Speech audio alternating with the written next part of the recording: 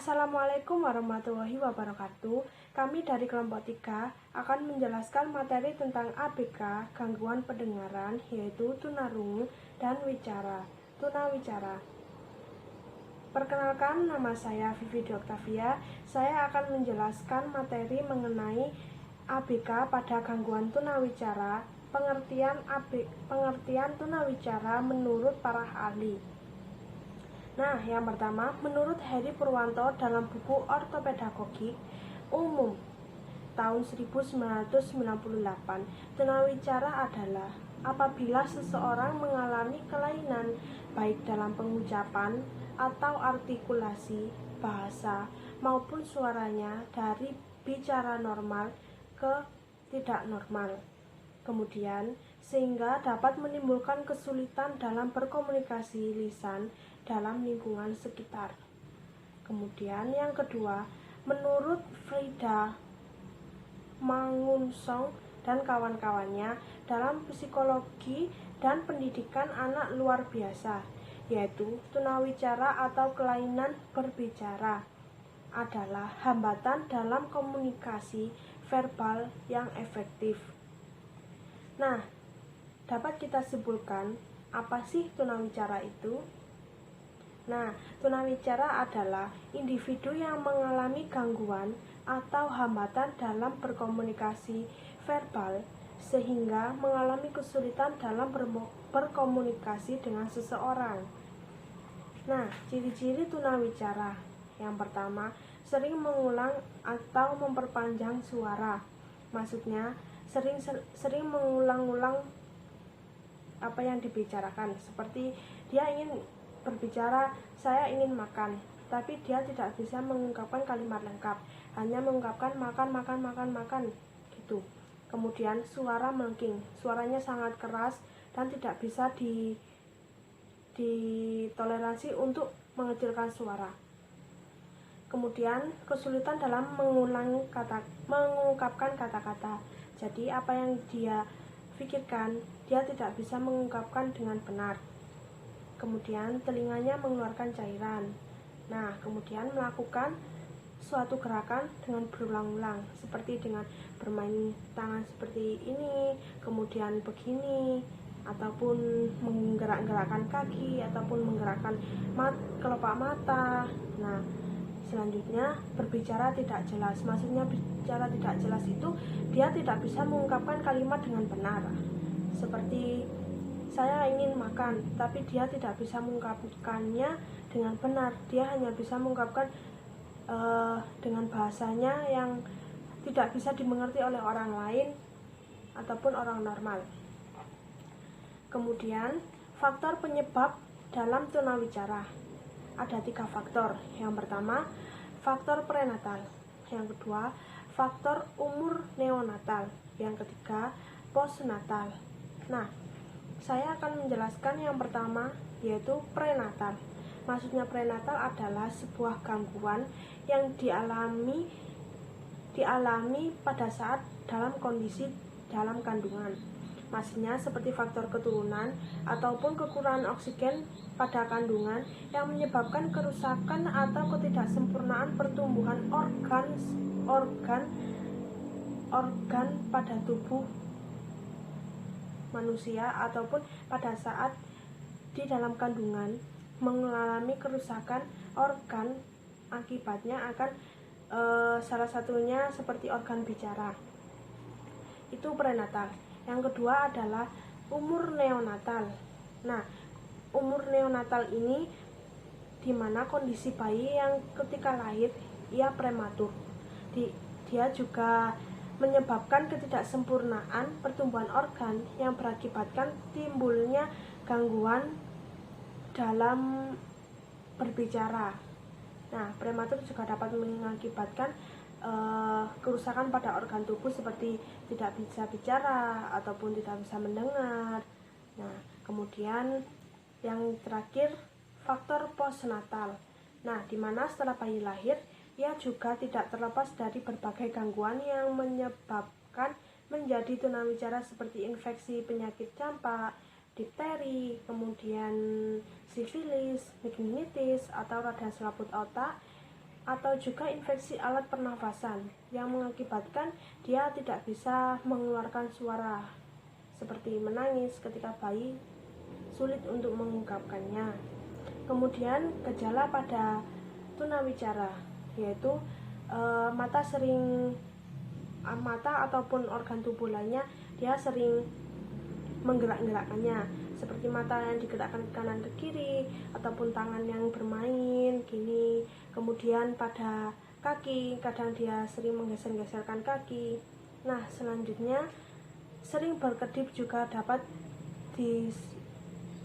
disebut gejala pada tunawicara. Kemudian mata infeksi. Kenapa infeksi? Karena dia sering menggerak-gerakkan mata terlalu sering dan mengakibatkannya sakit mata. Kemudian gerakan pada matanya itu tidak beraturan. Seperti kita kan biasanya hanya berkedip. Nah, itu tidak. Terkadang melihat ke atas, ke bawah, ke samping. Nah, kanan ke kiri itu terlalu sering. Jadi seperti berputar, mata itu selalu seperti berputar. Kemudian kelopak matanya menjadi merah karena beberapa cairan yang ada pada saraf otaknya masuk ke dalam kelopak mata yang mengakibatkan matanya merah. Di sini saya akan menjelaskan tentang jenis kebutuhan anak berkebutuhan khusus dan gangguan tunawicara. Adapun jenis anak berkebutuhan khusus itu ada 2. Yang pertama, kebutuhan khusus anak dengan gangguan artikulasi, yang mana anak memiliki kebutuhan khusus untuk melatih pendengarannya, untuk mendapatkan berbagai fenom. Menurut KBBI, fenom adalah mendapatkan berbagai bunyi yang mampu menunjukkan kontras makna, serta latihan khusus pengucapannya. Adapun contoh fenom menurut Wardani yaitu pengucapan awalan harus, arus, dan hamil, yang mana penerapannya nanti guru mengucapkan dan anak-anak yang berkebutuhan khusus mengucapkan kembali, yang bertujuan agar anak bisa mengucapkan kata per kata dengan baik. Adapun jenis-jenis yang kedua yaitu kebutuhan anak yang gagap. Anak yang gagap perlu diberikan kesempatan untuk berkomunikasi dalam suasana yang tenang, nyaman, dan santai, dengan tidak terlalu memperhatikan kegagapannya, yang membuat anak menyadari bahwa gagap itu adalah permasalahan besar. Kebutuhan anak yang mengalami keterlambatan dalam berkomunikasi antara lain, yang pertama, stimulus bunyi-bunyi bahasa dari lingkungan di sekitarnya. Yang kedua, perhatian yang penuh saat anak membuka komunikasi dan tanggapan yang positif dari lingkungannya. Yang ketiga, kesempatan untuk bereksplorasi dalam berkomunikasi dengan teman sebayanya.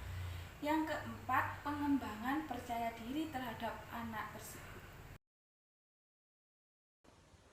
Selanjutnya yaitu pengertian dari tunarungu menurut para ahli. Yang pertama yaitu menurut Winarsih. Tunarungu merupakan anak yang mengalami kekurangan atau kehilangan kemampuannya dalam mendengar dengan baik. Hal itu diakibatkan oleh tidak berfungsinya sebagian atau keseluruhan alat pendengarannya. Gangguan pendengaran yang dialami anak tersebut akan menyebabkan terhambatnya perkembangan bahasa anak, karena perkembangan tersebut sangat penting untuk berkomunikasi dengan orang sekitar. Yang kedua yaitu menurut Somat dan Tanti Hermawati. Anak tunarungu adalah seorang yang mengalami kekurangan atau kehilangan kemampuannya dalam mendengar dengan baik, yang diakibatkan tidak berfungsinya sebagian atau keseluruhan alat pendengarannya, sehingga anak tersebut tidak dapat menggunakan alat pendengarannya dalam kehidupan sehari-hari. Yang ketiga yaitu menurut Murti.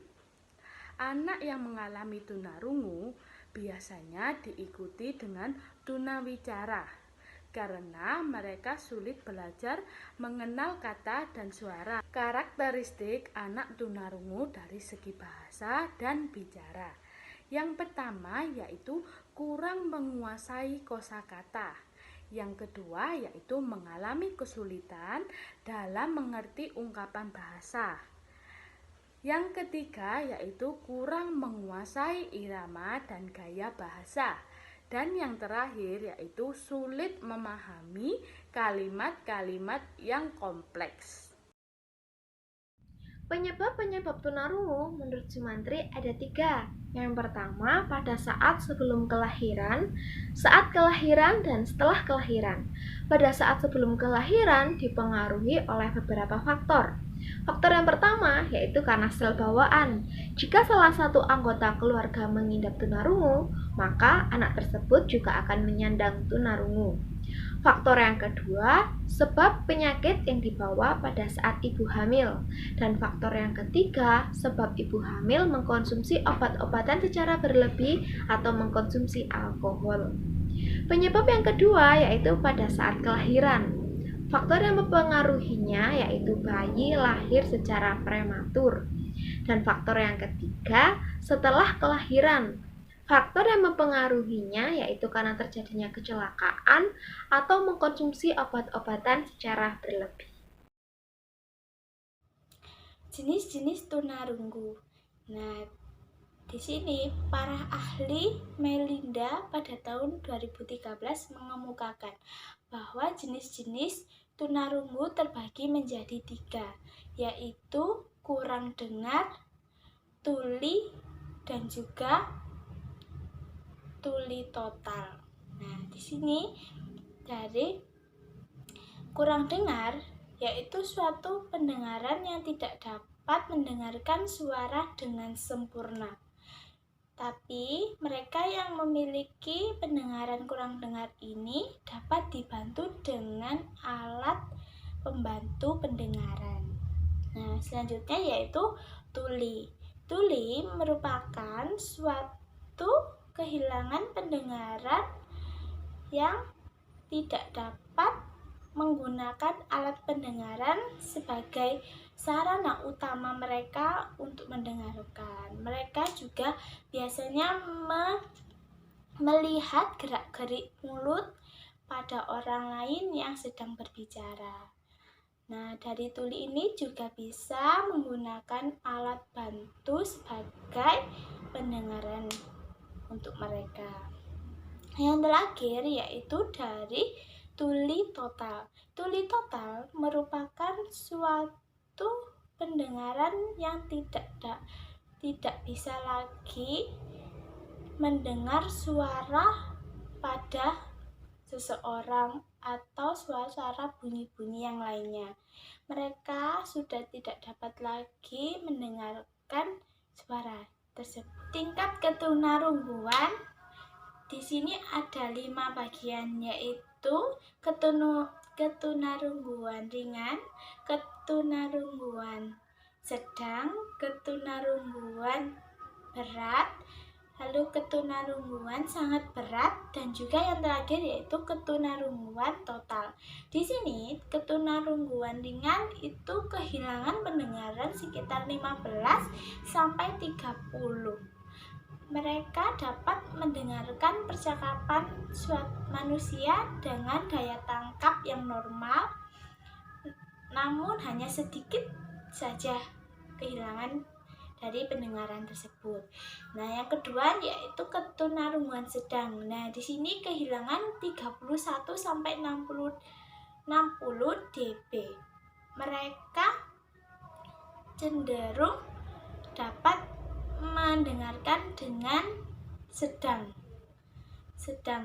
Terkadang mereka tidak dapat mendengarkan, terkadang juga mereka bisa mendengarkan. Yang ketiga yaitu ketunarungguan berat. Di sini mereka kehilangan pendengaran sekitar 61 sampai 90 dB.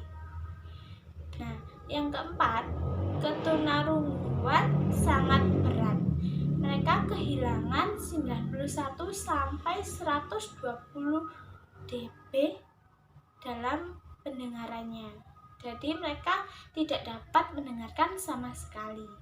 Yang kelima yaitu ketunarungguan total. Di sini mereka kehilangan sekitar lebih dari 120 dB.